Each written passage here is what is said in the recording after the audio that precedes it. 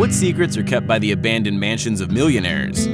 What could have made the owners desert their home, leaving all the property inside?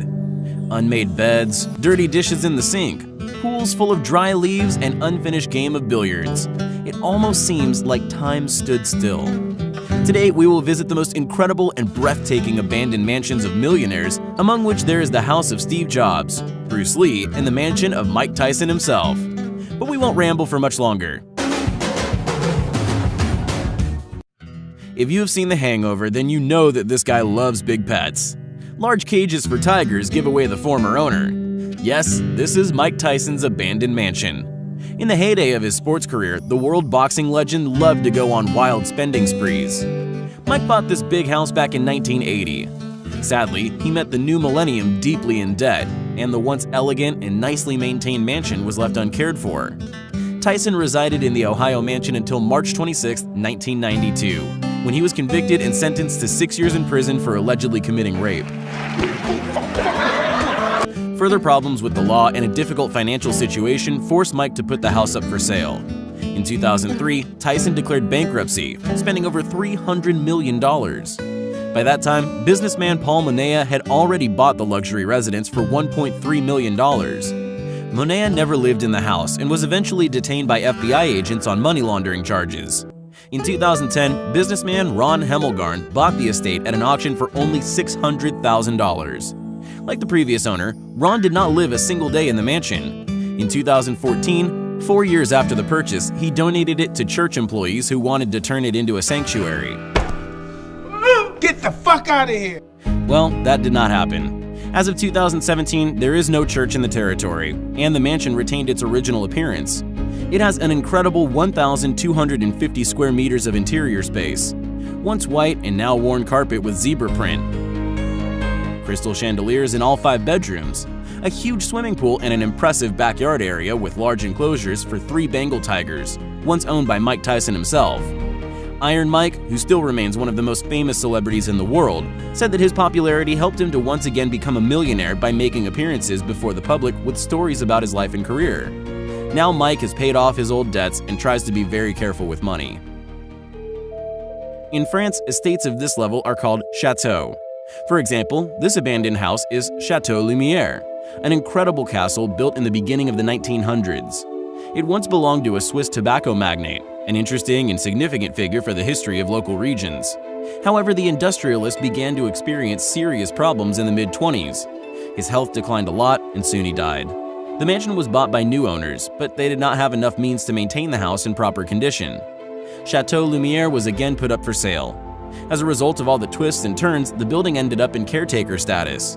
And although it is listed as a monument of architecture, it is actually left to disintegrate. There's a once luxurious car, Citroën CV2, rusting in the backyard. Nevertheless, the mansion's internal decoration is impressive. Gilding, beautiful antique fabric wallpaper, massive columns. It is hard to believe that all this stuff is still intact. Now we'll take a look at the Widener family estate. Linwood Hall, a 110-room mansion nicknamed the last American Versailles, is located in Elkins Park, Pennsylvania. The castle, furnished with chairs from the palace of Louis XV, with halls filled with the works of Raphael and El Greco, has been going through hard times. As of June 2017, its cost is $16 million. At the same time, about $50 million are required for restoration. More than a century ago, the castle was built on the order of transport tycoon Peter Brown Widener. In 1912, his older son, George Widener, went to Paris together with his wife and son. On the way back, the family booked tickets for Titanic. After the vessel collided with an iceberg, Widener seated his wife and her maid in the boat number 4 and stayed on the sinking ship with his son. His father, Widener Sr., died 3 years after the tragedy. It was reported that he was in deep grief over the loss of his son and grandson. Linwood Hall never got a worthy owner. This abandoned house looks as if it is frozen in time. Such houses are absolutely breathtaking, especially if you know that it once belonged to the famous guitarist of Pink Floyd, David Gilmour. Why did the musician leave his stuff and disappear, as if caught in a sudden natural disaster? Reportedly, an unexploded bomb of the Second World War was found buried under Gilmour's house. When getting settled in his mansion in East Essex, David and his wife did not even suspect that they had been threatened with a 70-year-old bomb all this time. The star couple was urgently evacuated from their house, and a special unit liquidated the threat. However, the guitarist never returned to that house, and the luxurious estate was left gathering dust.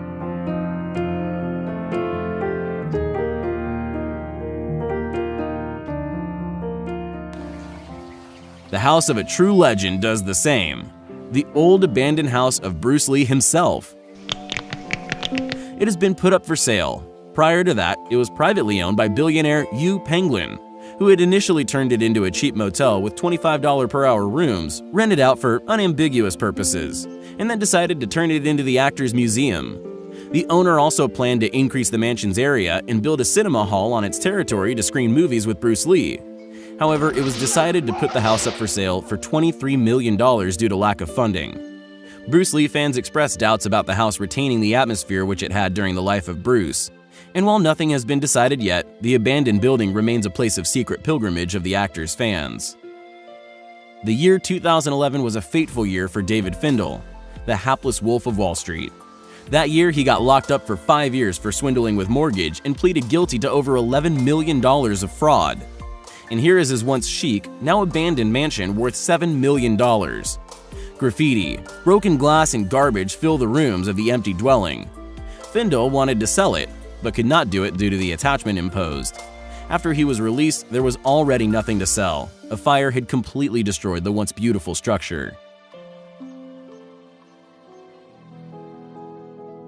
This abandoned estate, which celebrated its 100th anniversary not so long ago, has been revived, but just for one night. The famous street artist, Hanksy, and 40 other enthusiasts breathed life into the old house, arranging a night art show. They worked hard to fill all surfaces of the crumbling building with fresh drawings, completely transforming the house in the creative process. Decorated in a special style, the abandoned mansion in Los Angeles was put up for sale for $90 million. Now, these people have some huge problems with taste. Direct proof that money can't buy a sense of style. Bright murals and unimaginable green ornaments on the walls would not look out of place only in Tony Montana's house. The structure of the former drug lord's abandoned mansion is somehow reminiscent of the one you saw in the movie Scarface. It was discovered by an American photographer, Jeff Hagerman. It was him who created the chilling photos of the neglected house.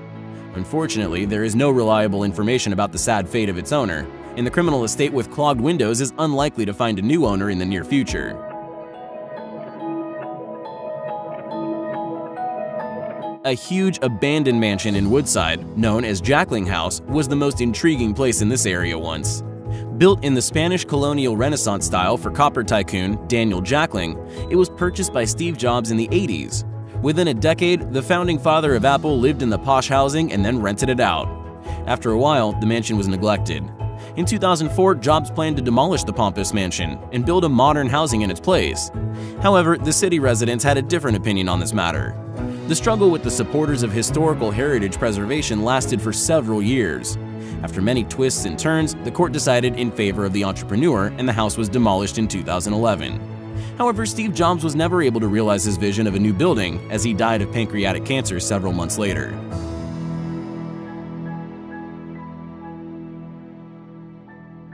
In the English town of Peterborough, consonant with the Russian Petersburg, there is a rather spooky abandoned mansion belonging to the former head of the illegal biker club Banditos, the second largest in the world. Its owner, drug dealer and biker Robert Pamet, has ended up in prison. While detained, he intensely fought for getting his property back. For now, his looted mansion is explored by thrill seekers and just ordinary guys with cameras.